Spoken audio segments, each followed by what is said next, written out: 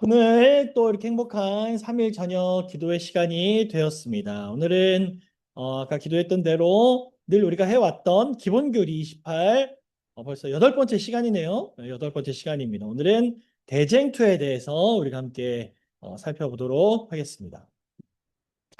자, 우리 대쟁투, 우리 기본교리에서 뭐라고 이야기를 하는지 먼저 우리 요약 부분을 같이 한번 읽어보도록 하겠습니다. 모든 인류는 시작.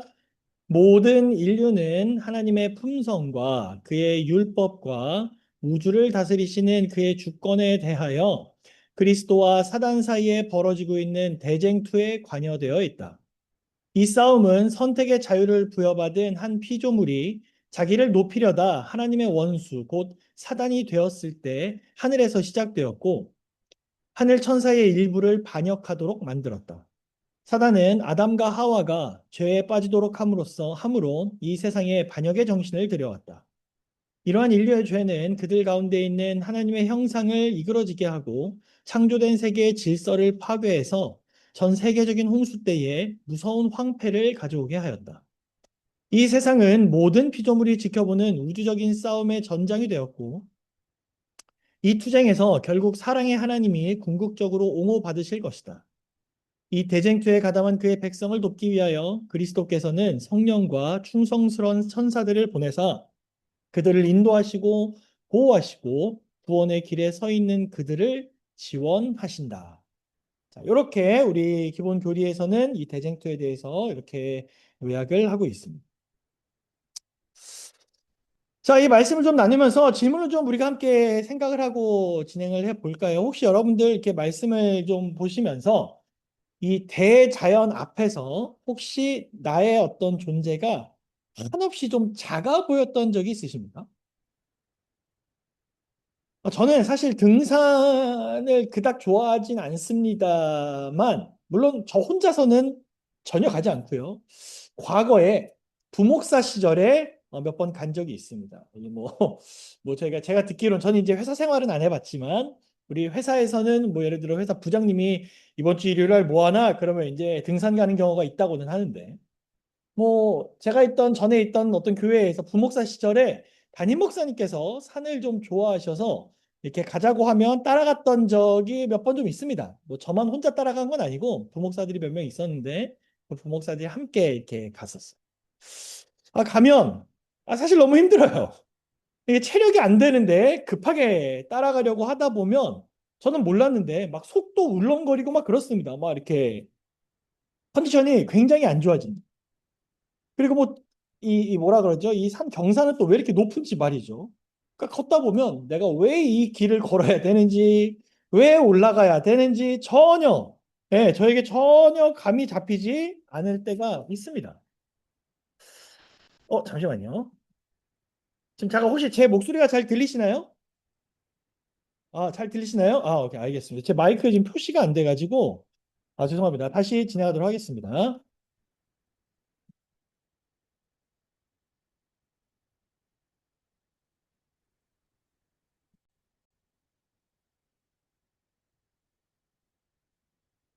자, 그렇게 해서 이제 산을 제가 올라가는데 산을 올라가는 그 모든 과정이 저에게 크게 유쾌하지 않았습니다만 정말 딱 한 가지, 딱 한 가지 좋은 게 있다면 바로 정상에서 아래를 내려다보는 것입니다.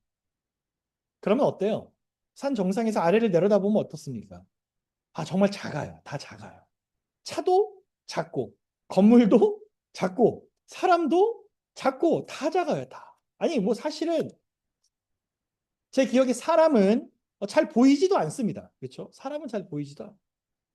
그러면 이제 무슨 생각이 드냐면, 야, 참, 사람의 인생이 참 별거 아닌 것 같다라는 생각이 들기도 했습니다. 막 아둥바둥 막 치열하게 살아가는데, 우리가 이렇게 살아가고 있는데, 위에서 이렇게 보니까 더 덥다? 참, 별거 아닌 것 같다라는 생각이 들 때가 좀 있었어요. 그러나 돌이켜 생각을 해보면 그게 올바른 결론은 아니었던 것 같아요. 왜냐?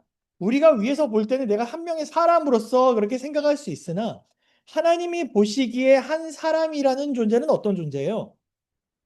하나님의 아들이 희생되어서라도 구원해야 하는 정말 사랑하는 자녀들이기 때문에 작거나 부질없거나 덧없는 사람, 그런 인생이라는 것은 존재하지 않는 것 같습니다.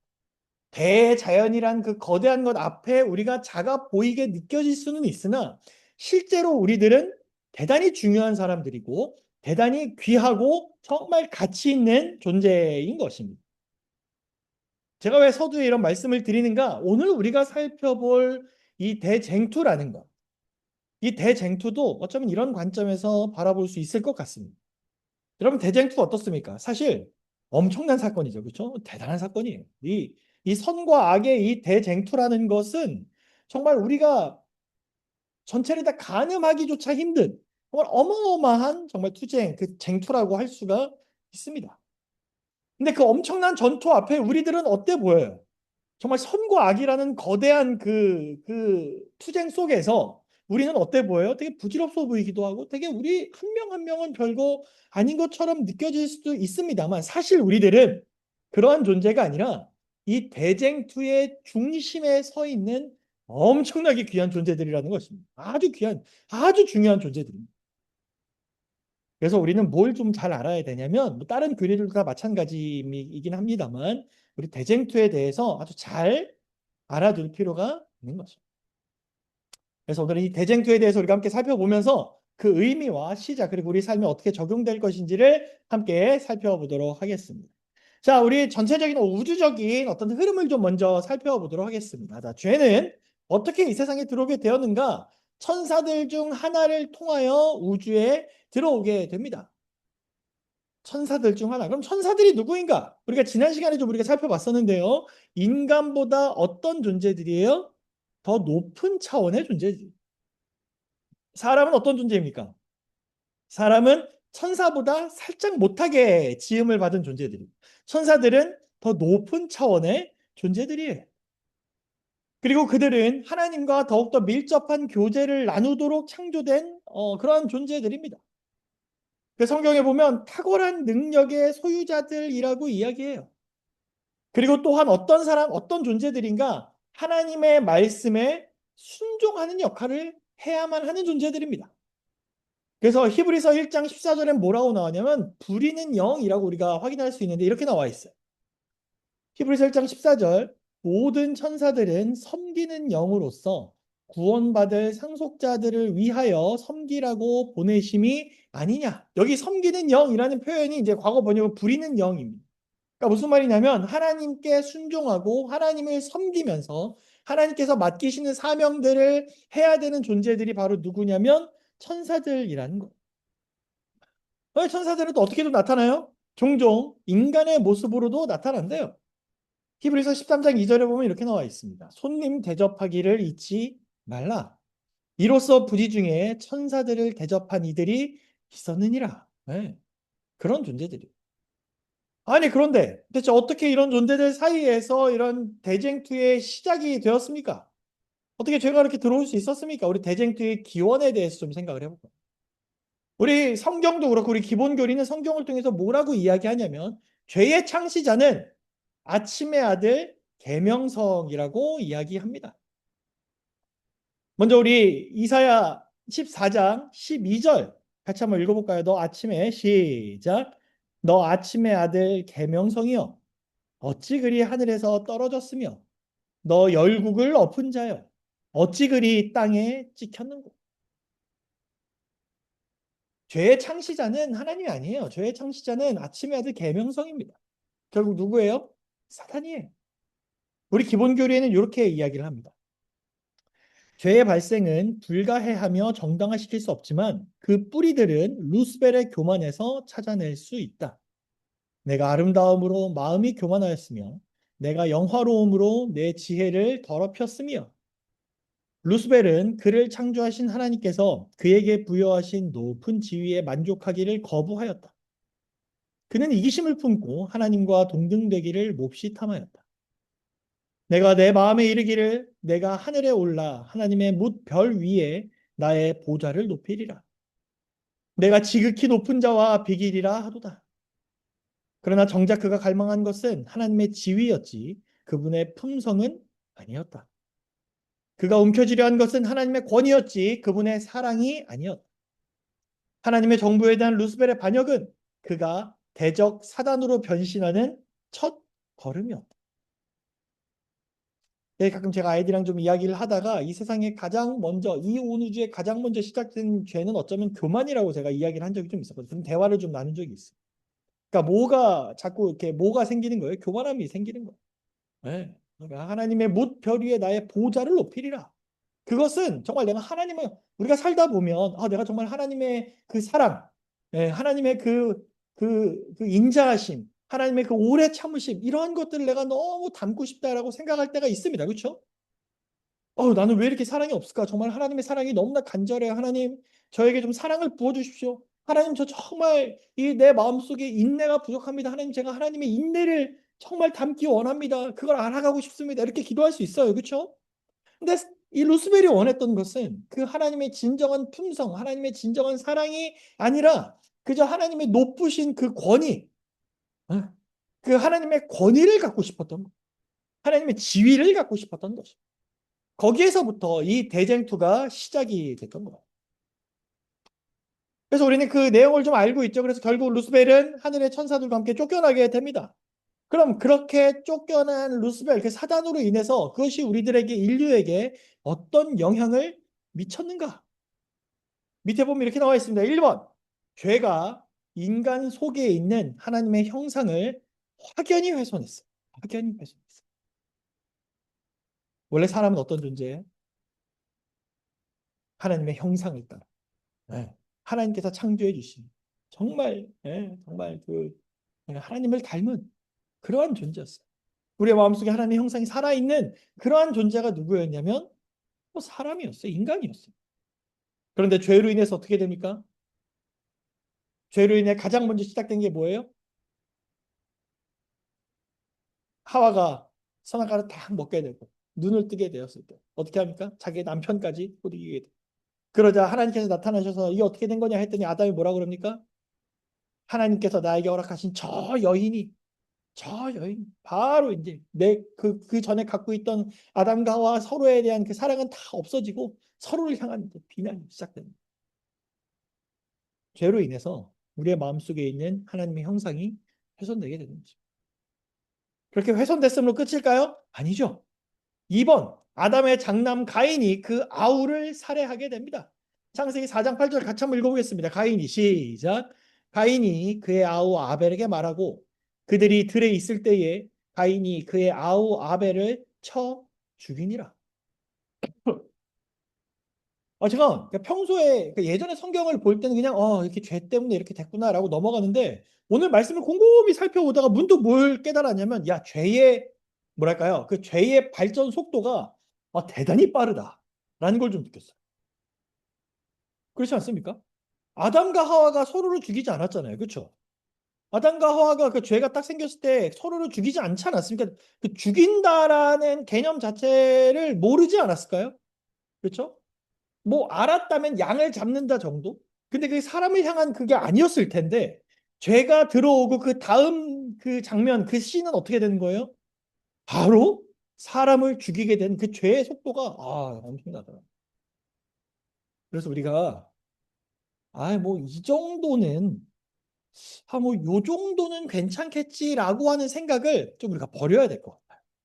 네, 그 죄에 대해서 우리가 약간 용인하고 좀 괜찮다고 여기는 그런 죄에 대해서만 넓은 마음.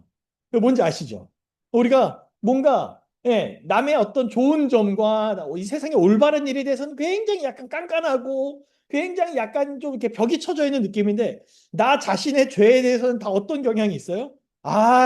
관대해요, 관대. 내 자신의 죄에 대해서는 약간 관대하고 싶은 경향이 있어요. 근데 그러면 안 될 것 같아요. 왜요? 아주 별거 아닌 죄라도 우리의 형상이 훼손되었을 때 바로 그 속도가 급작스럽게 발전할 수 있다라는 게 오늘 좀 새롭게 좀 다시 한번 마음에 새기게 되는 중요한 부분인 것 같습니다. 우리 함께 좀 기도하면 좋겠습니다. 내가 용인하고 있는 내가 별거 아니라고 생각하는 그런 죄들을 우리가 경계하고 그걸 끊어내고 거절하는 우리가 되게 해달라고 그걸 위해 하나님께 간절히 기도하는 우리 모두가 되어주시길 간절히 바랍니다. 자, 그러게 끝일까요? 아니에요. 3번. 사람은 그 마음의 모든 계획이 항상 악하게 된대요. 창세기 6장 5절 같이 읽어보겠습니다. 여호와께서 시작. 여호와께서 사람의 죄악이 세상에 가득함과 그의 마음으로 생각하는 모든 계획이 항상 악할 뿐임을 보시고.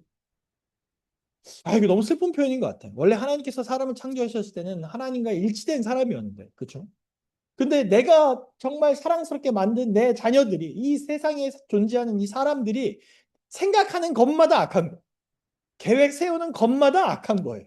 얼마나 마음이 아픈 현실입니까? 그렇죠? 죄가 그렇게 만든 거예요.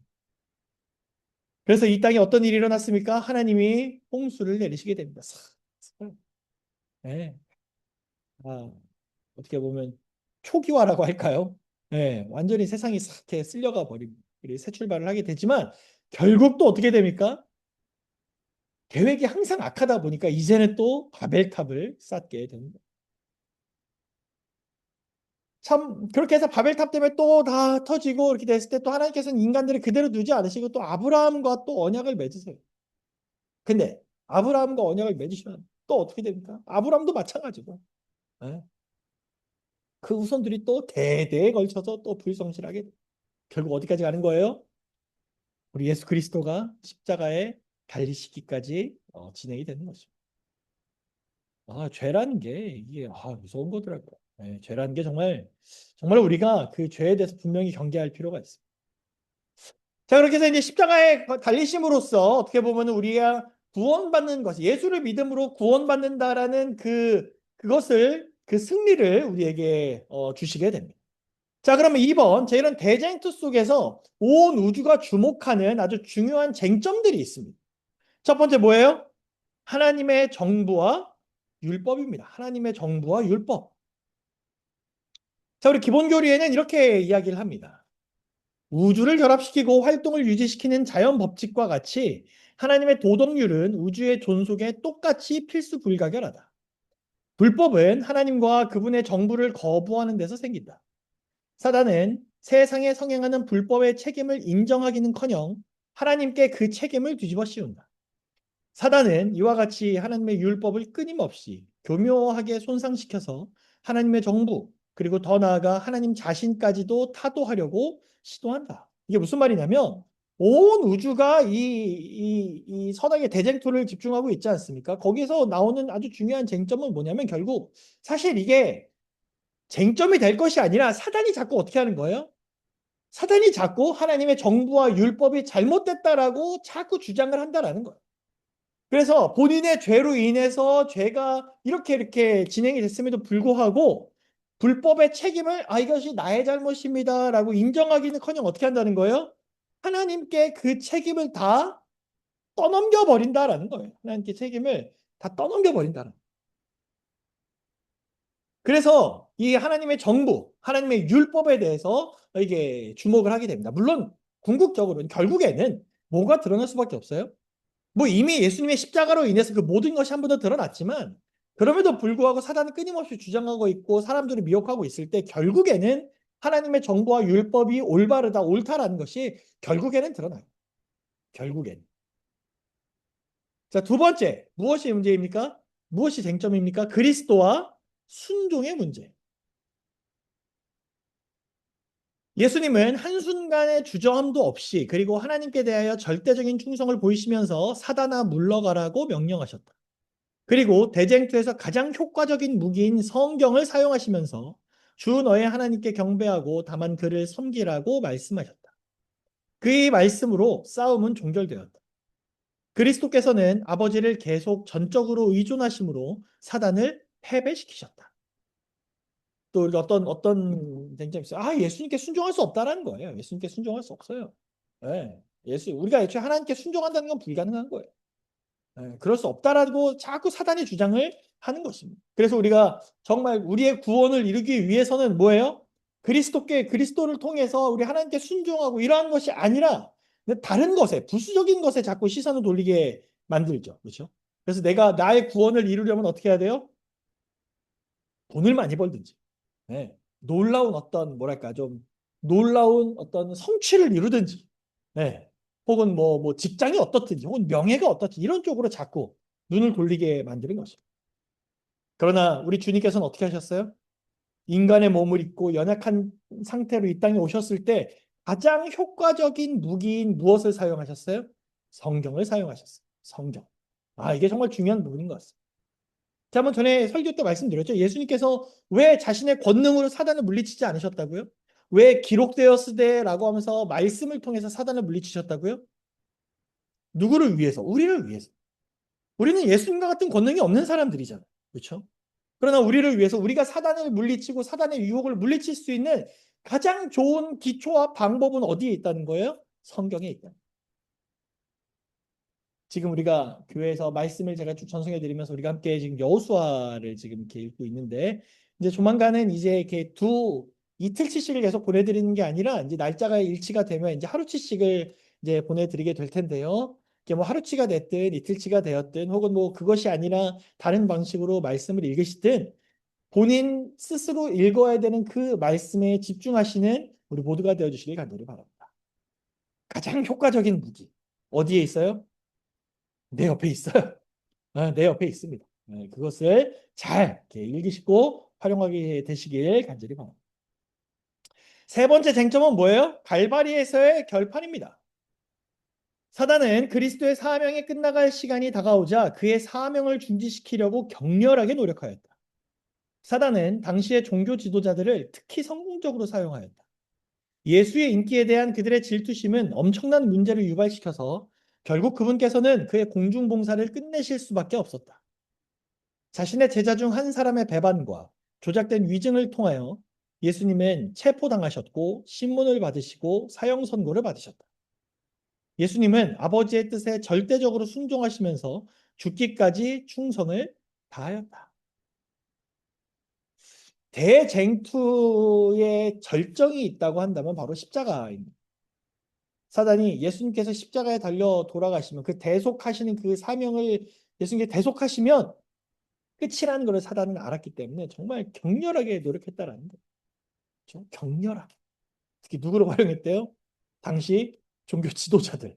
를 활용해서 정말 엄청난 문제를 유발시키면서 막 예수님의 그 사역을 실패시키기 위해서 그걸 포기하도록 하기 위해서 끊임없이 뭐 예수님은 당연히 하나님의 아들이니까 그 모든 걸 당연히 순종할 수 있는 거 아니야? 그렇지 않습니다. 예수님도 이 연약한 인간의 몸을 입고 오셨기 때문에 그 모든 힘듦과 고난과 괴로움이 예수님의 그 육체를 약하게 만들 수 있어요.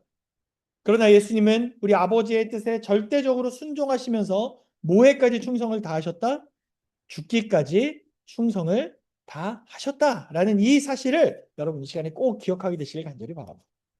그래서 제가 지난 안식일 설교 때도 한번 말씀드렸습니다만 우리한테 이 예수님의 이 십자가가 내 마음에 좀 선명했으면 좋겠어요. 예수님의 십자가 딱 그러면 뭐 십자가 뭐 많이 들어서 어느 정도 아는 것, 예.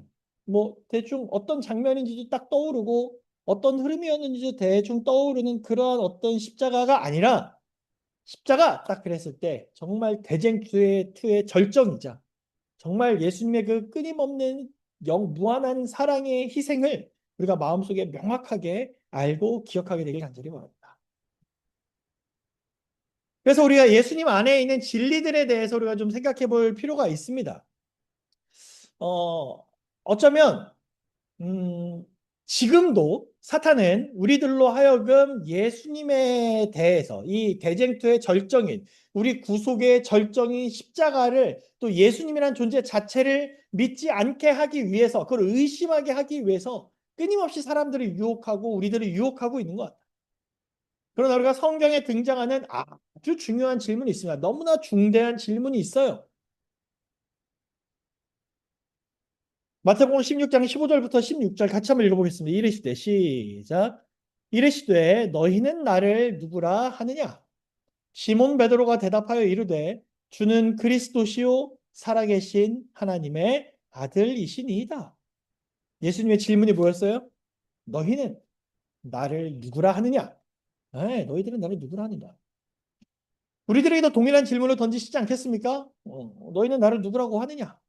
저를 부르시면서 전승우, 너는 나를 누구라고 하느냐? 우리 성도님들을 한 분 한 분 부르시면서 아무개, 너는 나를 누구라 하느냐? 근데 그때 베드로가 뭐라고 대답했어요? 주는 그리스도시요 살아계신 하나님의 아들이시니이다. 이 대답에 대해서 우리 예언의 신과 이런 걸 보면 또 말씀을 보면 성령께서 이 베드로의 대답을 알게 하셨다라고 우리는 이해하고 있습니다. 혼자 생각한 것이 아니라 성령 하나님께서 그 마음에 답을 주신 거예요. 그리고 이 질문은 인류 역사상 가장 중요한 질문으로 우리는 이해하고 있습니다. 인류 역사상 가장 중요한 질문. 네, 인류 역사상. 전체 역사상 가장 중요한 질문이 뭐예요? 너희는 나를 누구라 하는 누구라. 그리스도를 제쳐놓고 다른 진리의 중심점을 제시하는 것을 우리는 뭐라고 이야기하냐면 적 그리스도의 본질과 목적에 잘 부합된다고 우리는 이해를 합니다. 여러분 우리가 예수 없이 신앙하는 경우가 있을 수 있을까요? 예수 없이 신앙하는 경우 있는 것 같아요. 있을 수 있습니다. 쉽게 말해서 무늬만 그리스도인입니다. 무늬만. 그 안에는 다른 것이 있는 거죠. 여러분 유다염소라고 들어보셨습니까? 유다염소. 이 축산업계에서 사용되는 이 유다염소라는 이거를 시스템이라고 해야 될까요? 아무튼 이게 있는데 이게 뭐냐면 동물의 어떤 본능을 교묘하게 이용한 인간의 어떤 방법입니다. 이 양들 사이에 염소를 딱 넣어놔요. 근데 이 양은 본능적으로 이 양들이 본능적으로 무리 중에서 더 대담하고 영리한 이 염소를 리더로 인식해서 따르는 경향이 있다고 합니다. 그래서 주인은 이를 위해서 특정 염소를 따로 훈련을 시킵니다. 어떻게 하냐면 뭔가 일을 시키고 그 보상을 주는데 이제 니코틴을 준다 그래요. 니코틴. 그러니까 보통 우리가 니코틴이 이제 담배라고 우리가 이해하고 있지 않습니까? 이게 니코틴이 쉽게 해서 거기에 중독을 시키는 거예요. 그래서 일로 오라 그래서 양들이 일고 오면 이제 또 보상을 주고 또 저쪽으로 오라 그래서 양들이 잘 데리고 오면 또 니코틴을 보상으로 주고 이렇게 니코틴 보상에 길들여진 염소는 이 주인의 말씀도 잘 듣고 또 양들과 24시간 함께 생활을 하면서 그 양들의 신뢰를 얻어요. 근데 이동의 순간이 옵니다. 모두가 다 이동의 순간이 와요. 어디로 이동하는 순간이 와요? 도살장으로 양들을 이끌어 가야 되는 순간이 와요. 그럼 어떻게 할까요? 염소가 이 양들을 데리고 가는 거예요. 양들을 데리고 가요. 어디로 데리고 가요? 도살장으로 데리고 가요. 양들은 의심하지 않습니다. 왜냐하면 지금까지 함께 동고동락하면서 믿었던 염소였기 때문에 그냥 따라가요. 이 사람들의 이야기에 의하면 이 염소가 이 처음에 딱 가면 양들이 바로는 안 따라올 거 아니에요. 그러면 이제 이렇게 뭐라 그러죠? 음매하고 울어서 이 양들로 하여금 자기를 따라오도록 자기 신호를 주고 따라올 수 있도록 다 해준다고 합니다. 그래서 양들이 우르르 이렇게 따라가는 거예요. 어디로 따라가요? 도살장으로 따라가는 거예요. 그러면 어떻게 되는가? 그 양들과 함께 쭉 도살장 라인으로 가다가 누구만 빠져나왔냐면 유다 염소만 사전에 약속됐던 옆길로 딱 빠져나오고 니코틴을 보상으로 받고요. 양들은 다 이제 도살장으로 끌려가는 거예요. 이걸 우리가 뭐라고 사람들이 이야기하냐면 유다 염소라고 이야기합니다. 이름도 정말 기가 막히게 지었어요. 유다 염소. 겉으로 보기에는 어때요? 네, 같은 신뢰와 같은 믿음을 갖고 있다고 생각을 했는데 실제로는 아닌 거예요. 아까 글을 다시 한번 볼까요? 그리스도를 제쳐놓고 다른 진리의 중심점을 제시하는 것은 적 그리스도의 본질과 목적에 잘 부합된다. 적 그리스도의 본질과 목적에 잘 부합. 그래서 우리가 교회에서 이제 신앙생활을 하면서 내가 예수님을 믿는다라고 생활을 하면서 신앙생활을 해 나가면서 또 교회에서 사역을 해 나가면서 우리가 다른 부수적인 거에만 집중을 해서 신앙생활을 하는 것은 원래 교회, 우리 원래 그리스도인의 그 존재의 본질과 목적에 부합되지 않는 것 같습니다. 어떤 행사만 하는 것, 혹은 뭐 어떻게 함께 즐거운 교제만을 하는 것, 혹은 뭐 같이 어디 놀러 가는 것, 혹은 뭐 어떤 뭐 행사, 뭐 전도회를 하더라도 그 안에 예수님이 없게 된다면 우리들이 잘못된 어떤 방법으로 우리가 목적으로 가고 있는 것은 아닌가라는 것을 우리가 시간에 잘 기억하게 되시길 간절히 바랍니다. 마지막인데요. 그럼 이 대쟁투의 교리가 왜 중요하나? 잠깐 지금까지의 말씀을 좀 요약을 해보면 이 대쟁투는 누구로부터 시작됐어요? 루스벨로부터 시작됐어요. 그래서 이 땅에 와서 인간들에게 하나님의 형상을 훼손하고 정말 생각하는 모든 계획이 악하게 만들었어요. 그러나 이 모든 우리를 위해서 누가 돌아가셨어요? 예수님께서 십자가에 달려 돌아가심으로써 절정을 이루셨습니다.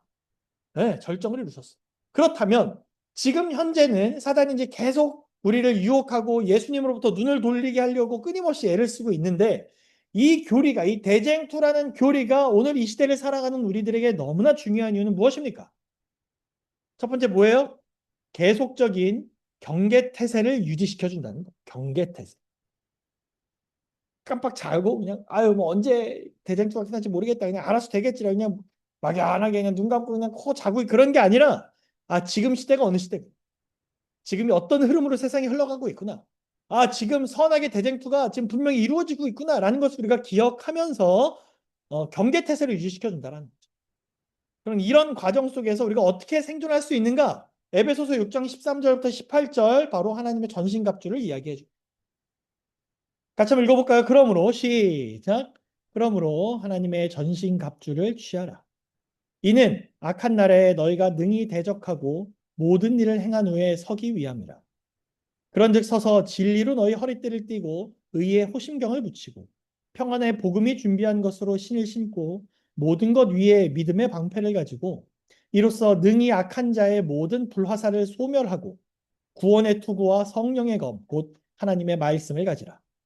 모든 기도와 간구를 하되 항상 성령 안에서 기도하고 이를 위하여 깨어 구하기를 항상 힘쓰며 여러 성도를 위하여 구하라. 네. 우리가 단순히 대쟁투가 지금 진행되고 있구나를 아는 것에서 끝나는 것이 아니라 우리들의 정말 중요한 요소 중에 하나가 뭐예요? 무엇을 하는 것? 하나님의 전신갑주를 취하는 것. 그것이 우리들에게 너무나 중요하다는 것을 시간에 함께 우리가 기억하면 좋겠어요. 어쩌면 이게 우리의 생존 전략이라는 거예요. 생존 전략. 그렇죠? 생존 전략. 참 희한한 건 이런 말씀을 볼 때마다 자꾸 뭐가 반복이 돼요? 말씀이 자꾸 반복이 되는 것 같아요. 그리고 다른 것도 물론 중요하겠지만 정말 말씀에 대한 강조는 계속 이어지는 것 같습니다. 자, 두 번째, 이 교리가 왜 중요한가? 자, 여기 밑에 보면 또 우리는 이렇게 이야기를 합니다. 악은 하나님에게서 비롯되지 않았다. 의를 사랑하고 불법을 미워하신 분은 세상의 불행에 대한 책임이 없으시다. 타락한 천사인 사단이야말로 잔인한 행위와 고통에 책임을 져야 할 장본인이다. 우리가 대쟁투의 맥락에서 강도질, 살인, 장례식, 범죄, 그리고 사고 등을 고찰할 때 그것들, 아무리 우리의 가슴을 애이게 하는 것이라 할지라도 그것들을 더 잘 이해할 수 있다. 십자가는 죄의 파괴성과 죄인에 대한 하나님의 사랑의 깊이를 모두 증거했다. 이와 같이 대쟁투의 주제는 우리에게 죄를 미워하되 죄인은 사랑하도록 가르친다. 지금 뭘 설명해줘요? 고난의 신비를 설명해 준다는 거죠. 이 고난이 왜 우리들에게 이런 세상의 악함이 왜 우리들에게 그럴 때 이 대쟁투의 교리가 이 선악의 이 과정이 그리고 악의 어떤 그 과정이 우리로 하여금 이 고난의 어떤 신비스러움 일반적으로는 알 수 없는 그런 신비한 것들을 알 수 있게 된다. 또 세 번째 무엇을 말해줍니까? 중요한 이유가 뭐예요? 세상에 대한 그리스도의 사랑의 관심을 계시해 준다라는 거예요. 아, 하나님이 나와 무슨 상관입니까? 하나님이 나랑 어떤 관련이 있습니까? 라고 말하는 이 세상에서 이 세상에 존재하는 우리 모두를 하나님이 얼마나 사랑하셔서 우리를 위하여 이 대쟁투를 지금 진행 중이시라는 것을 계시해 주신다는 거예요. 때로는 누구를 통해서요? 이 계시를 아는 사람들을 통해서, 때로는 예수님의 복음을 통해서, 때로는 이 자연들을, 이 천연계를 통해서 끊임없이 그리스도의 사랑의 관심을 우리들에게 계시해 주시는 것이 이 대쟁투의 교리라는 거예요. 그리고 마지막 무엇입니까? 십자가의 우주적 의미를 드러내 준다는 것이. 십자가의 우주적 의미. 십자가가 뭡니까? 서울에 치킨집만큼 많은 게 교회라고 하는데 서울의 서울 시내 그 야경을 가만히 보면 십자가가 그렇게 많이 보인다고 하는데 십자가는 무슨 의미가 갖고 있습니까? 단순히 그냥 어떤 종교의 상징물일 뿐입니까? 교회 다니는 사람들의 중요한 어떤 상징물일 뿐일까요? 아니죠.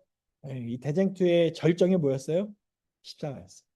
십자가가 그냥 단순한 그런 것이 아니라 정말 우주적인 의미를 갖고 있는 정말 너무나 귀한 것임을 우리는 알게 되는 것입니다. 그래서 오늘 말씀을 좀 정리하면서 사랑 우리 김포교회 성도 여러분, 우리가 이 시간에 꼭 기억했으면 하는 것은 제가 마지막에 항상 보여드리는 화면 있죠. 나는 그리스도인입니다.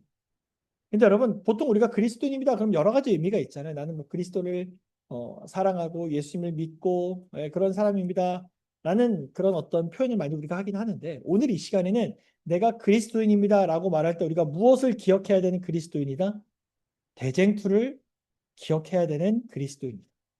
대쟁투의 그 기별을 우리가 잘 이해하고 있어야 되는 그리스도인. 그 안에서 우리를 위해서 돌아가신 예수님의 십자가의 사랑이 얼마나 큰지를 반드시 알고 있어야 되는 그러한 그리스도인이다라는 것을 이 시간에 꼭 기억하게 되시길 간절히 바랍니다. 그래서 여러분 한 분 한 분의 삶이 여전히 대쟁투 속에서 혼란스러울 수 있습니다만, 그 과정이 다시 한번 우리로 하여금 하나님을 바라보고 하나님을 섬기게 만드는 귀한 과정이라는 것을 기억하시고 마음에 새기면서 이번 한 주 또 남은 삶을 또 살아가시는 우리 모두가 되어주시길 간절히 바라면서 오늘 말씀을 마치겠습니다.